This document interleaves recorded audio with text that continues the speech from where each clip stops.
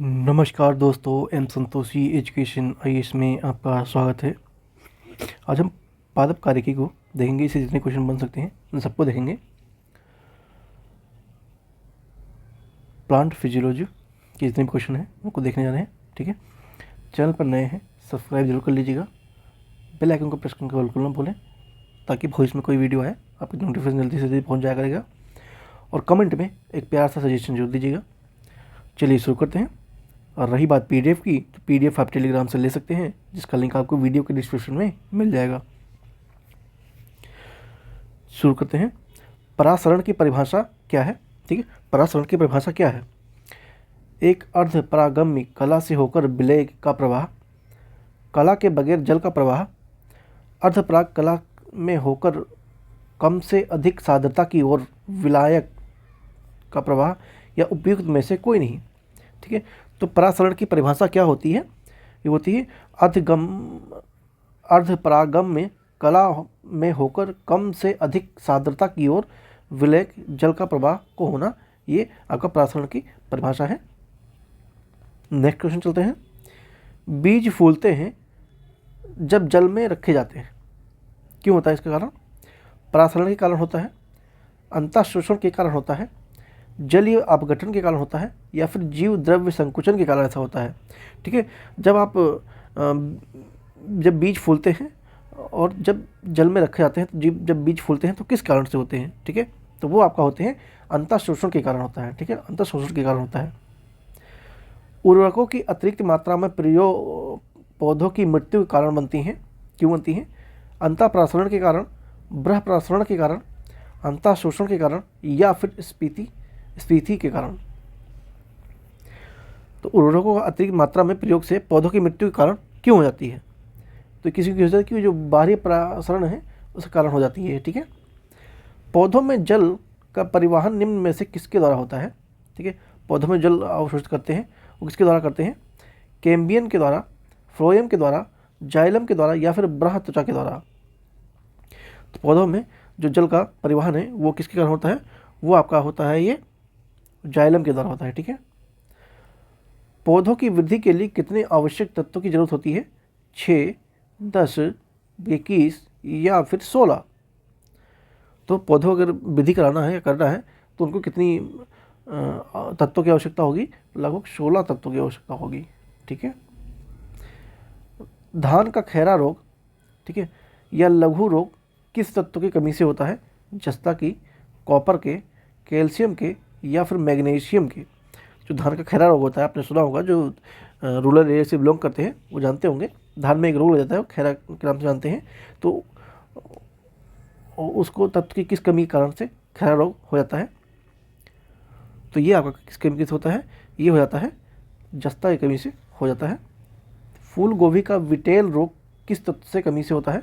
फूल गोभी का विटेल रोग किसके तत्व की कमी से होता है? तो ये आपका MO के तत्व की कमी के कारण ऐसा फूल गोभी में विटेल रोग हो जाता है। पत्तियों की हरिमहीनता किसी कमी से होता है? तो ये इस कारण होता है, ये MG कारण होता है। ठीक है, MG कारण होता है। पौधों के वर्ग भागों में वाष्प के रूप में जल हानि को क्या कहते हैं? परासरण, श्वसन, प्रकाश संश्लेषण, या फिर वाष्पोत्सर्जन। ठीक है, पौधों के वायवीय भागों में वाष्प के रूप में जल की हानि को किस नाम से जानते हैं? तो उसे जानते हैं हम वाष्पोत्सर्जन के नाम से जानते हैं। ठीक है, वाष्पोत्सर्जन के नाम से जानते हैं। वाष्पोत्सर्जन नापी यंत्र कौन सा है? हाइग्रोमीटर, क्रेस्क्रोमीटर, पोटोमीटर, या फिर क्लाइनोमीटर। जो वाष्पोत्सर्जन है उस किस यंत्र से नापते हैं, उसका नाम क्या है? तो उसका नाम है पोटोमीटर। ठीक है, पोटोमीटर। पौधे वाष्पोत्सर्जन की क्रिया किस में होती है? जड़ में, तना में, पत्ती में, या फिर पूरा पौधों में होती है। जो वाष्पोत्सर्जन होता है वो उसकी वो कहाँ पे जनरली होता है? तो वो पूरे पौधों में होता है। ठीक है, कई लोग पत्ती लगा के आएंगे, ध्यान रखें, गलत है, पूरा पौधे में होता है। पत्तियों के 2 मुख्य कार्य क्या होते हैं? वाष्पोत्सर्जन व श्वसन, श्वसन व पाचन, प्रकाश संश्लेषण व श्वसन, प्रकाश संश्लेषण व वाष्पोत्सर्जन। तो पत्तियों के 2 मुख्य कार्य इनमें से 4 ऑप्शन दिए हुए हैं, कौन सा है तो आपको बताना है। जानते हैं प्रकाश संश्लेषण तो करती हैं पत्तियाँ, साथ में वाष्पोत्सर्जन भी कर लेती हैं। ठीक है, डी ऑप्शन के साथ जाएंगे। चैनल पर नए हैं सब्सक्राइब जरूर कर लीजिएगा एम संतोषी एजुकेशन IAS को। किसी क्रिया के फलस्वरूप पौधों में ऑक्सीजन का निकास एवं कार्बन डाइऑक्साइड का अवशोषण होता है, किस कारण से होता है ये? प्रकाश संश्लेषण से, वाष्पोत्सर्जन से, परासरण से या फिर विसरण से होता है। ठीक, किससे होता है? प्रकाश संश्लेषण से होता है। ठीक है, PS से होता है प्रकाश संश्लेषण। प्रकाश संश्लेषण की क्रिया में क्या बाहर निकलता है? जब प्रकाश संश्लेषण होता है उस अभिक्रिया या क्रिया के दौरान क्या बाहर निकलता है? हाइड्रोजन निकलता है, कार्बन डाइऑक्साइड निकलता है, क्लोरीन निकलता है या फिर ऑक्सीजन निकलता है। ठीक है, तो आप लोग जानते हैं प्रकाश संश्लेषण जब होता है तो ऑक्सीजन की मात्रा रिलीज होती है। ठीक है, ऑक्सीजन निकलता है। प्रकाश संश्लेषण की दर सबसे अधिक कब होती है या किस रंग में होती है? बैगनी रंग के प्रकाश में होती है, हरे रंग के प्रकाश में होती है, नीले रंग के प्रकाश में होती है या फिर लाल रंग के प्रकाश में होती है? जो प्रकाश संश्लेषण है उसकी दर सबसे अधिक किस किरण में होगी? ठीक है, तो ये आपका लाल रंग प्रकाश में अधिक होती है प्रकाश संश्लेषण की दर। प्रकाश संश्लेषण में दर सबसे कम कब होती है? लाल रंग प्रकाश में, बैंगनी रंग के प्रकाश में, नीले रंग के प्रकाश में या फिर हरे रंग के प्रकाश में। ठीक है, तो ये आपका हरे रंग में सबसे कम होगी। ठीक है, डी ऑप्शन के जाएंगे। हरे रंग में प्रकाश संश्लेषण की दर सबसे कम होती है। ठीक है, सबसे कम दर होती है प्रकाश संश्लेषण में, सबसे ज़्यादा कहाँ होती है? लाल रंग में होती है। प्रकाश संश्लेषी अंगक कौन से हैं? माइटोकॉन्ड्रिया है, लाइसोसोम है, हरित लवक है या फिर राइसोबोम है। ठीक है, तो कौन से हैं? हरित लवक है। ये प्रकाश संश्लेषण के अंग कौन है? हरित लवक है। प्रकाश संश्लेषण होता है किस में होता है? रात्रि में, दिन और रात्रि में, दिन अथवा रात्रि में या फिर केवल दिन में होता है। तो प्रकाश संश्लेषण कब होता है? आपको लग रहा होगा सिर्फ दिन में ही होता है। ठीक है, लेकिन ये रात्रि में भी होता है। ठीक है, दिन में होता है, साथ में रात्रि में भी होता है। तो ये आपका बी ऑप्शन आ जाएगा, दिन और रात दोनों में होता है प्रकाश संश्लेषण। ठीक है, प्रकाश संश्लेषण के लिए कौन सी गैस आवश्यक है? तो प्रकाश संश्लेषण के लिए कौन सी गैस आवश्यक है?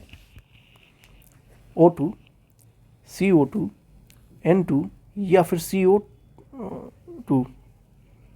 ठीक है, तो प्रकाश संश्लेषण के लिए कौन सी गैस जरूरी है?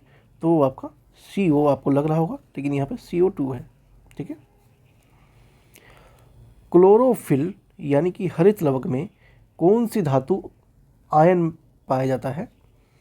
लोहा मिलता है, मैग्नीशियम मिलता है, जस्ता मिलता है या फिर कोबाल्ट मिलता है। ठीक है, तो क्लोरोफिल में कौन सी धातु का आयन पाया जाता है?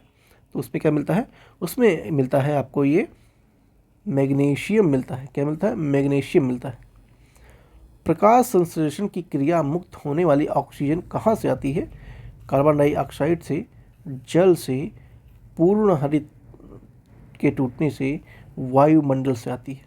ठीक है, तो प्रकाश संश्लेषण की क्रिया मुक्त होने वाली ऑक्सीजन कहाँ से आती है?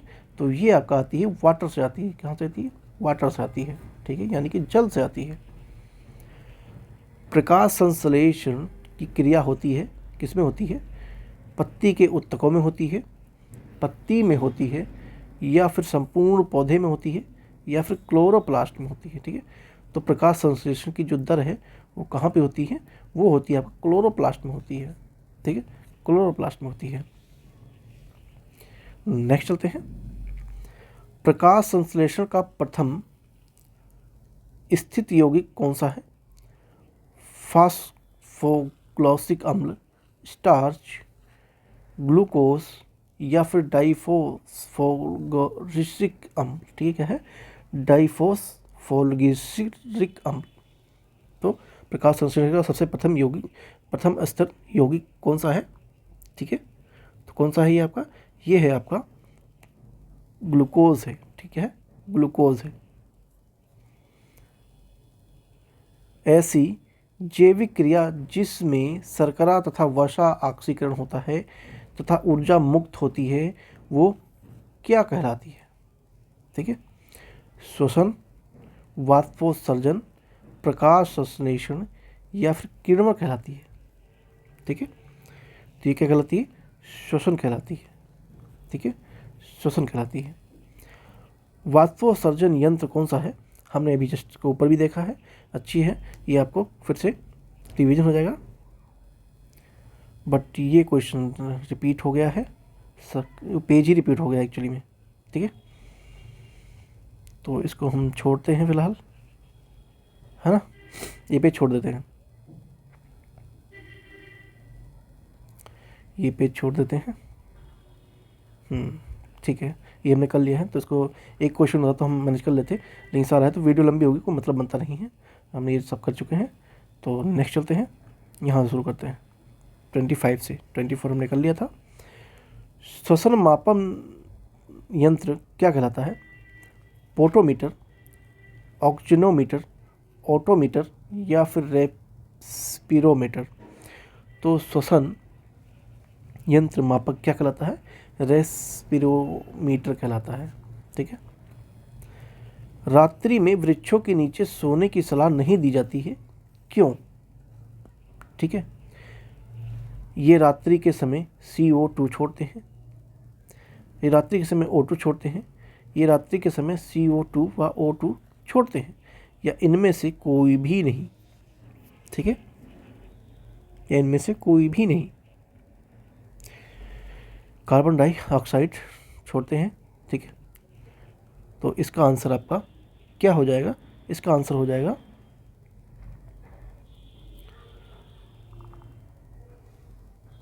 इनमें से कोई भी नहीं।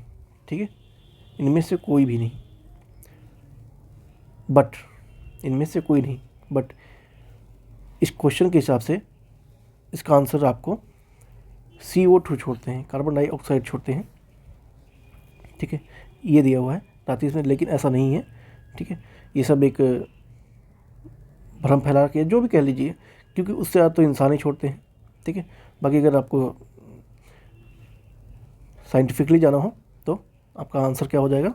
ये रात्रि के समय CO2 छोड़ते हैं एक के साथ। ठीक है, एनीवे चलते हैं। अनाक्षी श्वसन में अंतिम उत्पाद क्या होता है? पाइरुविक अम्ल, इथाइनल अल्कोहल, स्टार्च या फिर शर्करा। अनॉक्सी श्वसन के अंतिम उत्पाद के रूप में क्या होता है? पाइरुविक अम्ल, इथाइनल या फिर शर्करा या स्टार्च। तो कौन सा होता है इसमें से आपका? ये होता है इथाइनल अल्कोहल होता है। ठीक है, इथाइनल अल्कोहल होता है।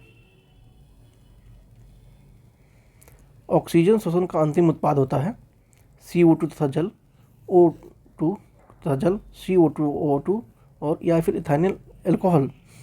तो ऑक्सी श्वसन का अंतिम उत्पाद के रूप में क्या निकलता है? तो होता है आपका CO2 और जल निकलता है। कोशिका के भीतर श्वसन का केंद्र कहाँ पे होता है? राइबोसोम में, केंद्रक में, ग्लाइकाई में या फिर माइटोकॉन्ड्रिया में। तो कोशिका के भीतर श्वसन का केंद्र कहाँ पे होता है? तो होता है आपका माइटोकॉन्ड्रिया में होता है। ठीक है, माइटोकॉन्ड्रिया में होता है। ग्लाइसोलोसिन का अंतिम उत्पाद क्या होता है? तो ग्लाइकोसिन का अंतिम उत्पाद क्या होता है? ग्लूकोज, पाइरुविक अम्ल, इथाइनल अल्कोहल या फिर CO2। तो क्या होता है? पाइरुविक अम्ल होता है। निम्नलिखित में से कौन सा एक पादप हार्मोन है? एंड्रिनल है, इंसुलिन है, ऑक्सीजन है या फिर साइक्लिन है। ठीक है, तो इसमें से आपका कौन सा आंसर बन जाएगा? इसमें आपका बन जाएगा ऑक्सीजन बन जाएगा। ठीक है, 2,4-D क्या है? कीटनाशक है, विस्फोटक है, खरपतवारनाशी है या फिर कवकनाशी है। तो 2,4-D क्या है? तो ये आपका 2,4-D है, खरपतवारनाशी होता है। ठीक है, डी के साथ जाएंगे, खरपतवारनाशी। किस पादप में हार्मोन के छिड़काव से अनिषेचित फल प्राप्त किए जा सकते हैं? ऑक्सीन के, साइटोकाइनिन के, जिब्रेलिन के, या फिर एब्सिसिक एसिड में। ठीक है, एब्सिटिक एसिड में। तो किस पादप के हार्मोन में छिड़काव से अनिषेचित फल प्राप्त किए जाते हैं? तो कौन सा है? ऑक्सीन के छिड़काव से। निम्नलिखित में से कौन सा पादप हार्मोन बौने पौधे को लंबा कर देता है तथा फूल बनने में मदद करता है? इनमें से कौन सा हार्मोन है जो छोटा पौधा यानी कि बौना पौधा हो उसको लंबा कर देता है और फूल बनने में मदद करता है? ऑक्सीन, साइटोकाइनिन, जिब्रेलिन, या फिर एब्सिटिक एसिड। ठीक है, एब्सिटिक एसिड। तो कौन सा इसमें से हेल्प करता है पौधों को ग्रो करने में? तो पौधों को ग्रो करने में आपका जिब्रेलिन हार्मोन ये हेल्प करता है। कोशिका विभाजन में मदद करने वाला पादप हार्मोन कौन सा है? एब्सिसिक एसिड, जिब्रेलिन, या फिर साइटोकाइनिन, या फिर ऑक्सीन। कोशिका विभाजन में मदद करने वाला पादप हार्मोन कौन सा होता है? ये होता है साइटोकाइनिन होता है। ठीक है, साइटोकाइनिन होता है। फल पकाने वाला हार्मोन कौन सा है? जिब्रेलिन, इथिलीन, साइटोकाइनिन, या फिर ऑक्सीन। तो फल पकाने वाला हार्मोन कौन सा होता है? इथिलीन होता है। ठीक है, इथिलीन होता है। ऑक्सीन क्या होता है? वृद्धि उत्प्रेरक, वृद्धि को नष्ट करने वाला, वृद्धि हार्मोन, या फिर वृद्धि संदमक। तो ऑक्सीन क्या होता है? ऑक्सीन आपका होता है ये वृद्धि हार्मोन होता है। क्या होता है? वृद्धि हार्मोन होता है, ग्रोथ हार्मोन। पादप वृद्धि अनुमान के साथ साथ किस वैज्ञानिक का नाम जुड़ा हुआ है? H.G. Khurana, C.V. Raman, J.C. Bose, या फिर मेघनाथ साहा। पादप वृद्धि अनुमान के साथ किस भारतीय वैज्ञानिक का नाम जुड़ा हुआ है? तो कौन सा है? J.C. बोस। ठीक है, J.C. बोस। निम्नलिखित में से किस पेड़ को अपनी वृद्धि के लिए सर्वाधिक मात्रा में जल की आवश्यकता होती है? आम, बबूल, अमरूद, या फिर यूकेलिप्टिस। ठीक है, तो कौन सा पौधा है इसको जल की आवश्यकता अधिक होती है? वो आपका यूकेलिप्टिस है। ठीक है, यूकेलिप्टिस है। निम्नलिखित में से किस यंत्र से तने की वृद्धि नापी जाती है? हाइड्रोमीटर के द्वारा, ऑक्जेनोमीटर के द्वारा, ऑक्सोमीटर के द्वारा, या फिर पोटोमीटर के द्वारा। तो कौन सा ये यंत्र है जिससे तने की जो वृद्धि है वो नापी या मेजरमेंट की जा सकती है? वो है ऑक्सीजनोमीटर। ठीक है, ऑक्सीजनोमीटर है। ब्रह्म उद्दीपनों द्वारा प्रेरित पादप गति कहलाती है? प्रेरित गति, स्वायत्त गति, कंपानुंचन गति, या फिर निशानुकुंचन गति। ठीक है, तो बाहर उद्दीपनों द्वारा प्रेरित पादप गति क्या कहलाती है? तो वो आपकी कहलाती है कंपानुचन गति। ठीक है, कंपानुचन गति कहलाती है। छुई मुई की पत्ती में गति होती है? प्रकाश चुकन, कंपान चुकन, निशान चुकन, या फिर उपरी कुंचना। ठीक है, तो जो छुई मुई का पत्ती होती है उसमें किस प्रकार गति पाई जाती है? तो उसमें कंपानुकुंचन गति पाई जाती है। सूर्य के प्रकाश की ओर बढ़ते हुए प्रो का मुड़ना क्या कहलाता है? प्रकाशनुकुंचन, दीप्तिकलित, हीलियोट्रॉपिज्म, या फिर जलानुवर्तन। सूर्य के प्रकाश की ओर बढ़ते हुए प्रभो को मुड़ना क्या कहलाता है? तो ये क्या कहलाता है? ये हीलियोट्रॉपिज्म कहलाता है। ठीक है, हीलियोट्रॉपिज्म कहलाता है। तो आपके यहाँ 43 क्वेश्चन कंप्लीट होते हैं और यहाँ पे आपका आंसर यहाँ पर अटैच कर दिया गया है। PDF आप लेंगे, आपको उसमें मिल जाएगा इसका आंसर भी, आप खुद से प्रैक्टिस कर सकते हैं। और आपने जितना सही किया हो कमेंट बताएंगे कितना सही किया है।